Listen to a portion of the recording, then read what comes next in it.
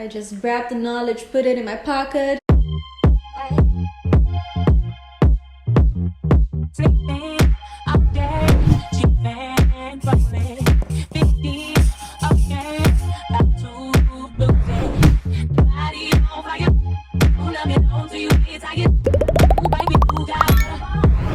Hello beautiful electric people, welcome back to my channel where we discuss topics to become the best version of you and your business.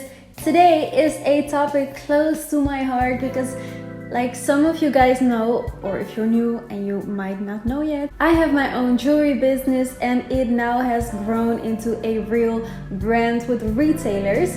And I started when I was 18, I'm almost 23 now. And in this video, I'm going to talk about my personal entrepreneurial journey. If you would like to start your own jewelry line or accessory line or something that's very similar, then keep on watching because I will be giving you tips on how to do certain things.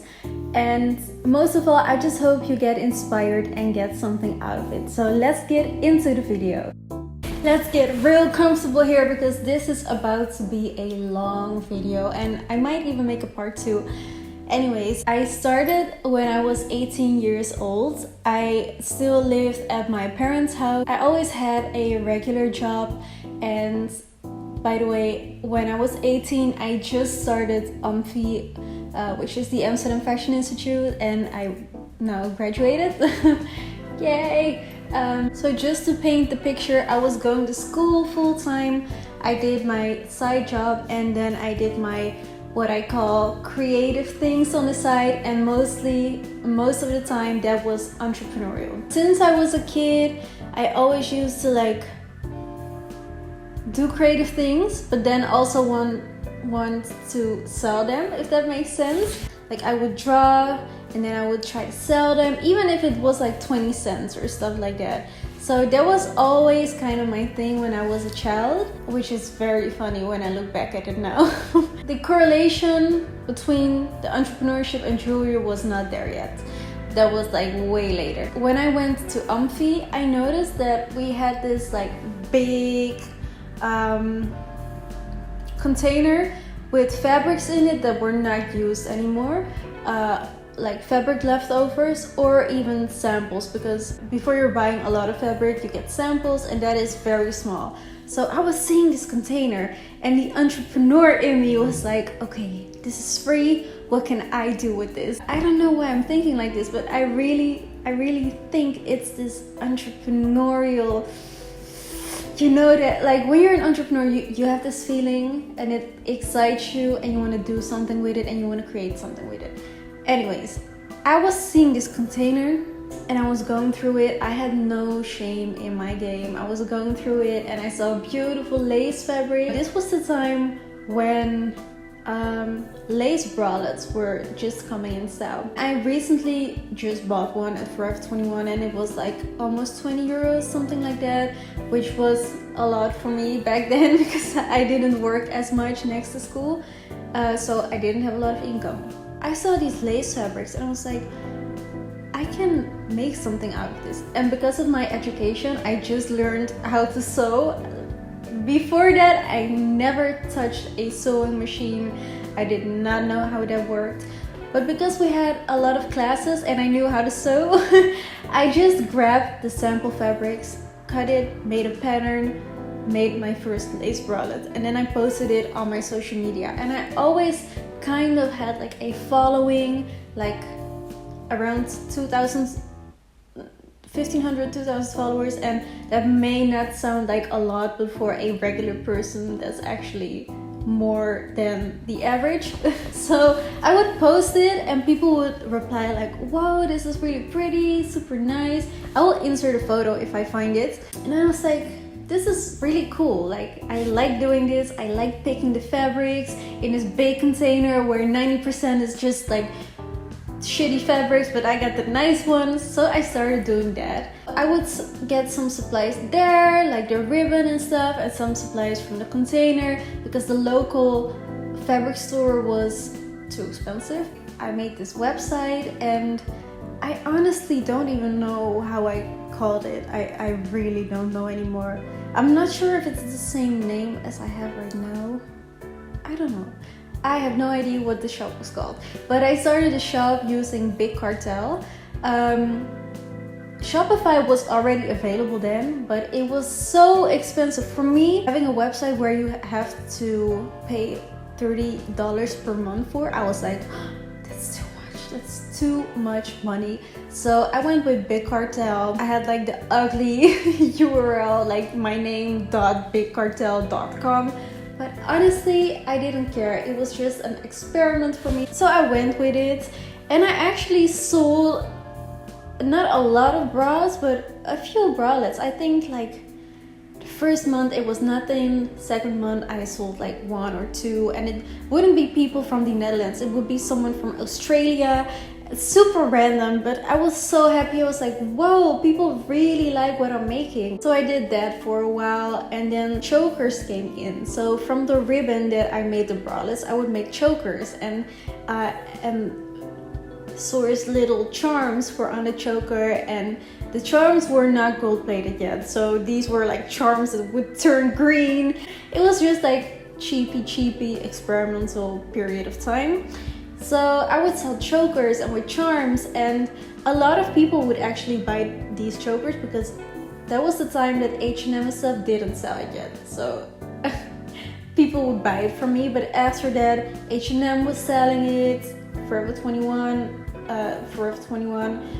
came to the Netherlands also. At a certain point it was like, okay, that was it. I'm not gonna sell anymore now. And I didn't really have the time to put in a whole Instagram account and do the branding and stuff like that. My mind was not there at all. So at a certain point, I was done. Like, I was not selling anything anymore. I had a whole lot of ribbons in my room at my mom's house that I couldn't do anything with. And then for a whole year or so, we're talking now 2016, I didn't do anything. Like with my entrepreneurial skills, I didn't do anything. I was in a different state of mind. I think it also came with age, because at this point I was 17, 18, around that age. I was going to school in Amsterdam, and I did not live in Amsterdam, so there was a whole world of new people, new places that went open for me. My mind was just like a typical teenager. I wanted to go to every party. I wanted to meet new people, like there were boys and stuff like that. I met my best friend, which is my best friend until today, and I never had a friend like that, stuff like that. So there was a new world opening up for me. I started to meet a lot of creatives from Amsterdam, and they all happened to be like me. It's like I'm mixed. They happen to be people of different ethnicities, and they would be really proud of their ethnicity, stuff like that, which really inspired me as well. There is this stigma around certain ethnicities here in the Netherlands, and they wanted to break the stigma and just show like we can also do these things. Like we are also really good people, kind of like what you have in the US with like black entrepreneurs. You kind of also have that with certain ethnicities here in the Netherlands. People wanted to have a better life than their parents, stuff like that. And that really inspired me because I was in the same lane as them. Most of these people would have clothing brands. You have a lot of successful clothing brands from Amsterdam, but also a lot of footwear. And mind you, the last business idea that was still in the back of my head were these jewelry things. Even though it wasn't the best quality jewelry, my last idea was still jewelry. So I was hanging out with these people, and I would see that there were a lot of clothing and shoe brands and no jewelry. So I put one and one together, and I was like, okay, I need to start doing this jewelry thing again, but then for this certain niche where I was in, where I made a lot of friends. Oh, and by the way, if I wasn't clear, this was kind of like the streetwear niche, stuff like that. Then when I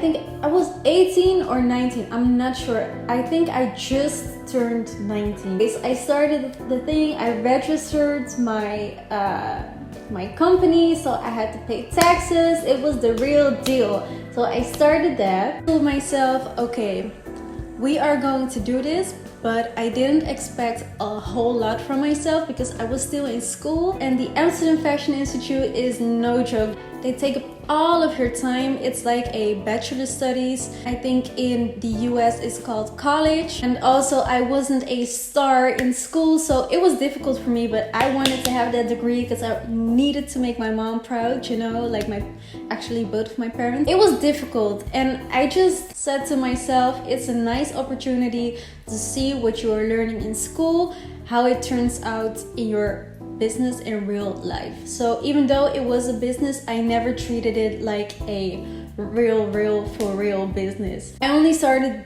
doing that like 2 years later. I did the whole thing. I made a website, I got my bank account, stuff like that, and I will get into detail on how I did these things in part 2. So if you want to skip this whole story and you want to go right away to part 2, link in the description box, or click here and go to the part 2 video where I will go in depth on more practical things. This is just the story, how I started, why I started. Anyway, I did the whole thing. The only date I know 100% sure is 2017, because that's when my business was registered. I went with the name Electric. First, my company was called differently actually. The company was called Electric Feel Wear. Electric was a spin-off of the word eclectic, which means different styles together, which means mixing different styles. What I always wanted to do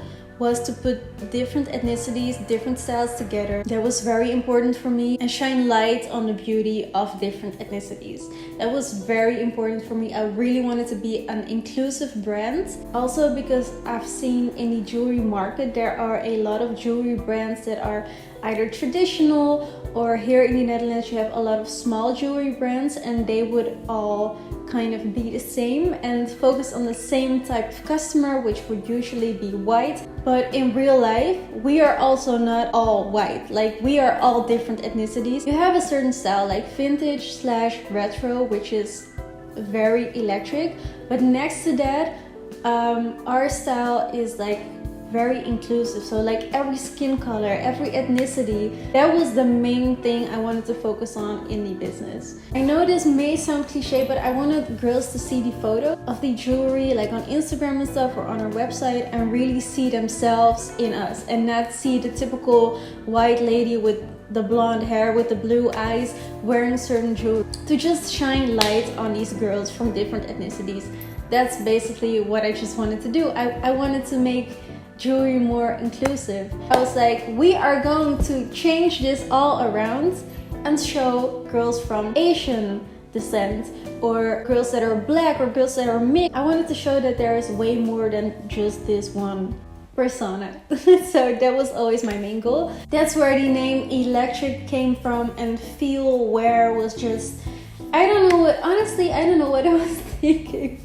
Like, it was like feel, wear, I don't know, it just sounded good in my head. But very quickly people on the phone would be like, Electric Feel Wear, and like, I'm living in the Netherlands, so it was already, the fact that it was English was already hard for them, but like having this weird ass pronunciation made it so much difficult for them. So I think after 1 or 2 years, I was like, yep, we are going to change this. And then I also see a lot of jewelry brands add jewelry to their company name. So I was like, we're just going to name it Electric Jewelry. So that's what I did. I think that was a very important move to make, because people started recognizing my brand. Also at my school, I was sitting in the garden, because our school had a garden. I would be sitting there talking to one of my classmates about my brand, just talking about how it went.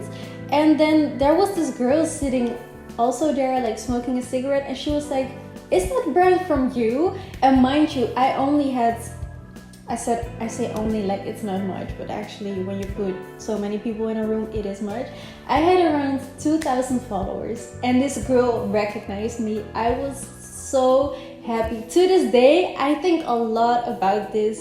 She was like, is that brand from you? It's so nice. I really like the pictures. I like the jewelry. And I was like, yes. It was better for recognizing the brand. People actually, it's much more simple to remind. Even though the business was not as serious for me, even though I did put a lot of money into it, I would do some campaign shoots every now and then, and I did not have collections yet.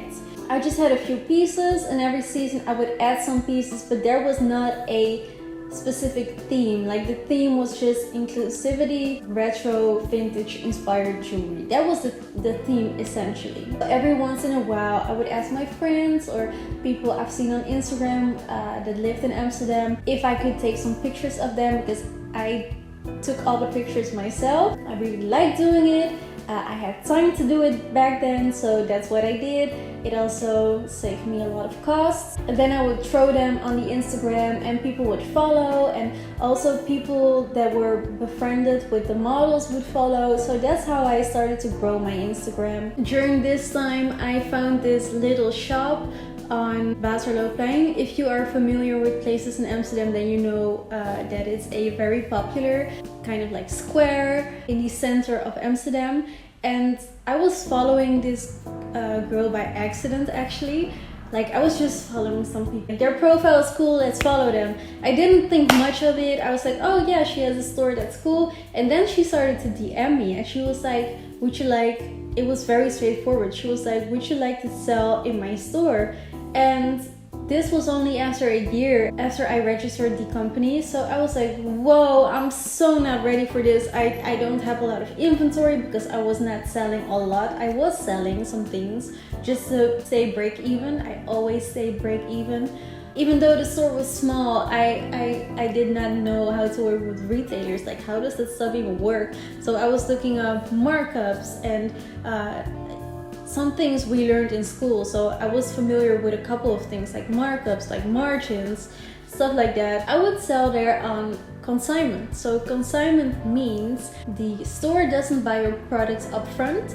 The store only pays you after they sold a product. This is much more safe for the store, because if they don't sell anything, they also don't lose money. A lot of stores will do this to check out your brand, how it goes in the store, stuff like that. So I sold there for a long time actually. I think it was a year. I was selling a year in that store until the store went a different route brand-wise, which didn't fit my brand anymore. So that's where we had to say goodbyes. But it was a great experience. People that knew me from online would go into the store and try the jewelry on. I would highly recommend looking for retailers as early as possible for your jewelry brand, because jewelry you need to try on. Like, the people want to see how it is on their bodies. The conversion rate was much higher in stores than it was online. Fast forward to, I think, 2018. Am I correct? 2018 / the beginning of 2019, I started doing my, I think it's called a major, because here in the Netherlands it's called a specialization for your bachelor's. Doing that as I was progressing in my degree as well. And my college offered a specialization of entrepreneurship, so I started doing that because I didn't like any of the other specializations, honestly. I kind of felt like, why do you need that to go to college? But at the end I am happy I did it, because I met a lot of people and I didn't really learn new skills, but it was still beneficial for me. I did and went that for 1 semester, 6 months. I was kind of torn between, should I go with my current business or should I start another business? And you had to work in teams. I started working in a team of 4 where only one person was kind of on the same level as me and other people weren't, but we still, like, you had to be in teams, and these were the only people that kind of fitted the whole thing and like my brand and understood the brand and really could resonate with it. I wasn't left with a choice. We actually started a new brand which was called Electric Studios, and that would be a clothing brand that would have the same values as electric jewelry. So we went with clothing. I was like, okay, let's give it a try. Even though there are a lot of clothing streetwear brands, I think everywhere now, not only here in Amsterdam. And because they let us make like certain plans that I personally would never do. It's not that I'm sitting here in my home and writing a marketing plan or entrepreneurship plan. I know it's really good to do, and especially if you want to get a loan at a bank, they make you write a plan of like not 1 or 2 pages, but like a plan of 30 pages where you know exactly what you are going to do in your business. So that's what I did in school, and even though it was for this clothing version of electric, we were still talking about the same values as electric jewelry. So it did give me new insights. I just grabbed the knowledge, put it in my pocket, went on with electric jewelry. Then electric studios didn't exist anymore, but for a while that was also a little thing that I had to mention. So now it's 2019, which is only last year. We're coming to the end of this journey until now. So I had a brand, I had a solid brand, I had sales. I mean, I couldn't live off of it, but I always had break even. People really liked the idea of the brand because no one else is doing it. So it brought unique value into the jewelry market. I should say brings, because the brand still exists. Like, whoa, I really got something here. Last year I was busy graduating, which gave me a little bit more time because I didn't have to go physically to school, so I had a little bit more time to work on. I made a lot of changes. I work with collections now. I make everything coherent. My boyfriend helps me with the product photos. I take really professional product photos now, and he edits them in Photoshop with a white background, stuff like that. Even though I said like back 2017 it was for real, now it is for real. I've really grown as a person, and you can see that in my business. My business has really grown more mature now, and I am treating it like a real business. In 2019 we had 3 new retailers, 2 new online retailers, and 1 physical store, even though it's now 3 years. And some jewelry brands have grown immensely, like they have 2,000 followers, a lot of retailers in only 2 years. For me that's not the case, and I'm completely fine with it.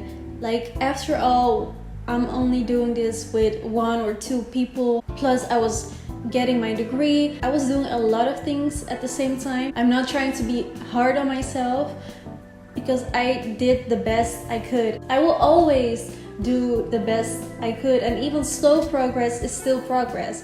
So I mean, like, we have a lot more inventory now. We even like pay people for shoots now, stuff like that we were never able to do in the first or second year. So even though it's going slow, I'm so happy that it's still growing. That was my entrepreneurial story. Click here to see what I exactly did to start the business. If you like videos on e-commerce, because I do a lot of videos on that, then click on the subscribe button. Please put a thumbs up, it would help my channel a lot, and also people finding my videos and my channel. I will see you in my next video, maybe in the part 2. Have a good day, guys. Bye bye.